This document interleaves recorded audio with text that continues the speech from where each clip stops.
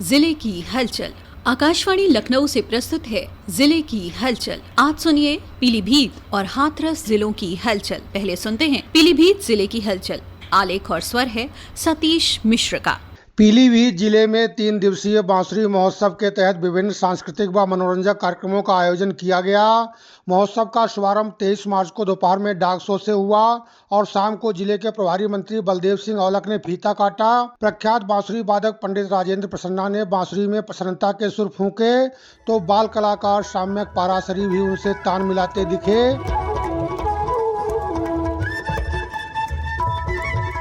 स्कूली बच्चों ने नृत्य व गायन की प्रतियोगिताओं में बेहतर प्रदर्शन करके वाहवाही लूटी। कवि सम्मेलन और स्टार नाइट का आयोजन भी हुआ। पॉप सिंगर चन्नी मस्ताना और हरियाणा की सिंगर रेणुका पवार के गीतों पर लोग झूम उठे। भाजपा जिलाध्यक्ष संजीव प्रताप सिंह, जिलाधिकारी संजय कुमार सिंह, पुलिस अधीक्षक अविनाश पांडे, जिला विद्यालय निरीक्षक डॉक्टर अचल कुमार मिश्रा, मुख्य विकास अधिकारी और नगर मजिस्ट्रेट ने प्रतिभागियों को स्मृति चिन्ह प्रदान किए।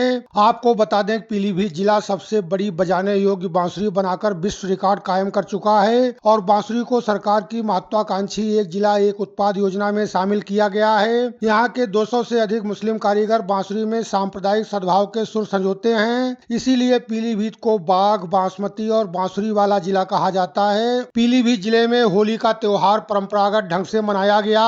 लोगों ने जमकर रंग गुलाल उड़ाया और गले मिलकर एक दूसरे को पर्व की शुभकामनाएं दी। शेरपुर में गालियां देकर फगुआ वसूलने और माधव टांडा में महिलाओं की विशेष होली भी चर्चा में रही। मिट्टी व कीचड़ लगाकर और कपड़ा फाड़कर होली खेलने वाले भी पीछे नहीं रहे। नेपाल सीमा पर बसे थारू, बंगाली और पूर्वांचल वासियों की होली भी उत्साह से भरपूर रही। नृत्य के साथ होली गीतों का गायन खूब पसंद किया गया। धमाल टीमों द्वारा स्वांग लोक कला का प्रदर्शन किया गया। जिले में विभिन्न स्थानों पर होली मिलन समारोहों का आयोजन भी किया गया। इसमें गन्ना राज्य मंत्री संजय सिंह गंगवार भी शामिल हुए। पीलीभीत में हुए प्रेस क्लब के चुनाव में डॉक्टर अमिताभ अग्निहोत्री को निर्विरोध अध्यक्ष और वैभव शुक्ला को महासचिव चुन लिया गया। निर्वाचन अधिकारी धीरेन्द्र मिश्रा एडवोकेट ने चुनाव प्रक्रिया संपन्न कराई। वरिष्ठ पत्रकार संदीप सिंह और तारिक कुरैशी ने भी सहयोग किया और पूरी टीम को बधाई दी। इस मौके पर पत्रकारों ने फूलों की होली भी खेली। श्री अग्निहोत्री ने बताया कि शपथ ग्रहण समारोह अप्रैल माह में कराया जाएगा। इसमें प्रदेश के उप मुख्यमंत्री ब्रजेश पाठक को आमंत्रित किया गया है। प्रदेश की योगी सरकार के 8 वर्ष पूरे होने पर पीलीभीत जिले में विभिन्न कार्यक्रमों का आयोजन किया गया।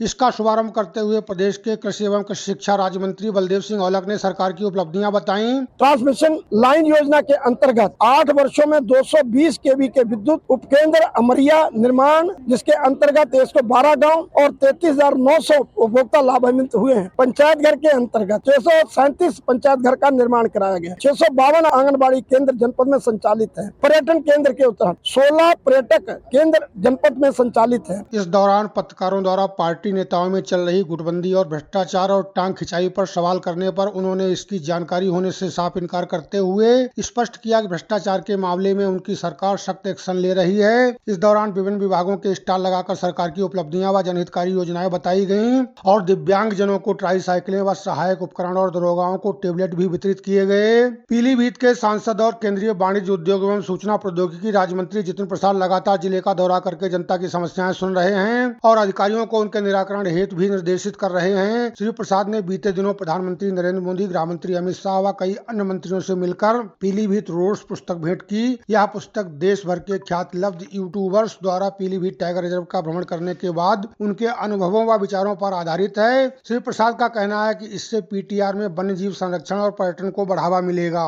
उत्तर भारत का सुप्रसिद्ध पूर्णागिरि देवी मेला प्रारंभ हो गया है। दर्शन पूजन हेतु श्रद्धालुओं के जत्थे पैदल, साइकिल, मोटरसाइकिल व निजी वाहनों से बड़ी तादाद में पीलीभीत होकर टनकपुर जा रहे हैं। इसके मद्देनजर जिले से परिवहन निगम की अतिरिक्त बसें चलाई गई हैं और एक मेला स्पेशल ट्रेन का संचालन शुरू हुआ है। मुख्य मार्गों पर देवी मां के जयघोष सुनाई पड़ रहे हैं। कई स्थानों पर तीर्थयात्रियों के भोजन, जलपान व विश्राम की व्यवस्था भी की गई है। गोमती के त्रिवेणी घाट पर स्थित ठाकुरद्वारा मंदिर पर निरंतर भंडारा आयोजित किया जा रहा है। पूर्णागिरि देवी के दर्शन से पहले श्रद्धालु माधव टांडा में आज गंगा मां गोमती के उद्गम स्थल और वापसी में पीलीभीत टाइगर रिजर्व में माता के वाहन बाग के दर्शन करके अपनी यात्रा पूर्ण कर रहे हैं। इससे उन्हें धार्मिक व इको टूरिज्म टूरिज्म का दोहरा लाभ मिल रहा है। पूरनपुर खटीमा रोड पर हरदोई ब्रांच नहर के डगा पुल में दरारें पड़ जाने से आवागमन रोका गया है, जिससे तीर्थ यात्रियों को असुविधा का सामना करना पड़ रहा है। टाइगर रिजर्व जाने वाले सैलानी भी परेशान हो रहे हैं। पीलीभीत टाइगर रिजर्व में पर्यटकों की संख्या में लगातार बढ़ोतरी हो रही है। यहाँ आने वाले देशी विदेशी सैलानियों को बाघ, हिरण, मगरमच्छ, तेंदुआ, भालू आदि के दीदार भी हो रहे हैं। चूका पिकनिक स्पॉट के साथ सप्त सरोवर पर भी सैलानियों के रात विश्राम की व्यवस्था की गई है। पीलीभीत में रमजान के पवित्र महीने में विभिन्न स्थानों पर इफ्तार पार्टियों का आयोजन किया जा रहा है। ईद को लेकर लोग नए कपड़े और जरूरी सामान खरीद रहे हैं।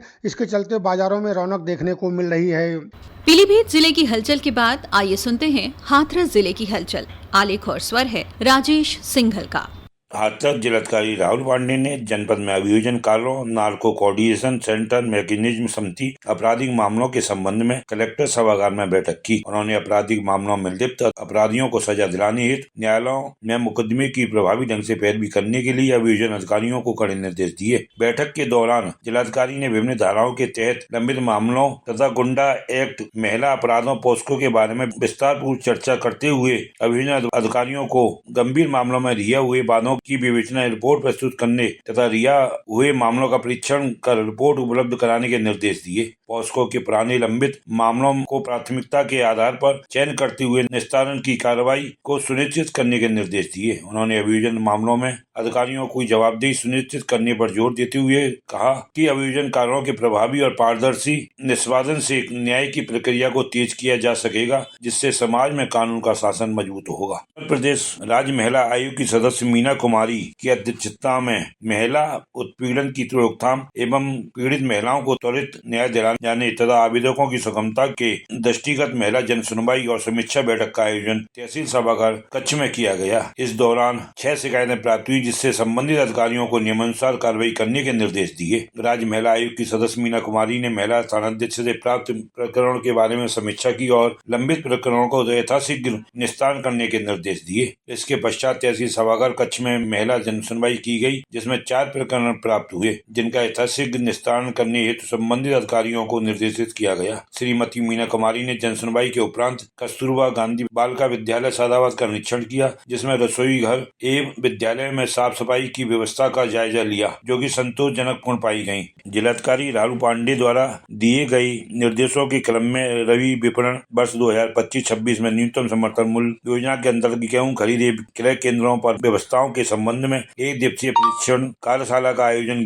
कलेक्टर सभागार में किया गया। कार्यशाला के दौरान जिला खाद्य विपणन अधिकारी शिशिर कुमार ने जानकारी दी कि जिलाधिकारी द्वारा रबी विपणन वर्ष 2025-26 के मूल्य समर्थन योजना अंतर्गत जनपद के गेहूं खरीद हेतु कुल 57 क्रय केंद्रों का अनुमोदन किया गया है। क्रय संस्थाओं का समस्त जिला स्तरीय अधिकारियों को अनुमोदित गेहूं क्रय केंद्रों पर आवश्यक व्यवस्था पूर्ण हेतु कराते हुए जिला क्रय केंद्रों को संचालित करने के हेतु निर्देशित किया। प्रयागराज महाकुंभ में लाई गई पवित्र गंगा जल का वितरण हाथरस के रामलीला ग्राउंड में किया गया। कार्यक्रम का शुभारंभ भाजपा जिलाध्यक्ष शरद महेश्वरी, पुलिस अधीक्षक चिरंजीवी नाथ सिन्हा और मुख्य अग्निशमन अधिकारी RK वाजपेयी ने किया। इस दौरान सुरक्षा व्यवस्था को लेकर बड़ी संख्या में पुलिस बल को भी तैनात किया गया। गंगा जल को लेने के लिए लोग कतार में खड़े नजर आए। भक्तों में इसे पाने के लिए भारी उत्साह देखा गया। इस पहल के लिए श्रद्धालुओं ने मुख्यमंत्री योगी आदित्यनाथ और प्रधानमंत्री नरेंद्र मोदी का आभार व्यक्त किया। जिले के कस्तूरबा गांधी बालिका विद्यालय टुकसान में बेटी बचाओ बेटी पढ़ाओ के 10 वर्ष पूर्ण होने के उपलक्ष्य में महिला कल्याण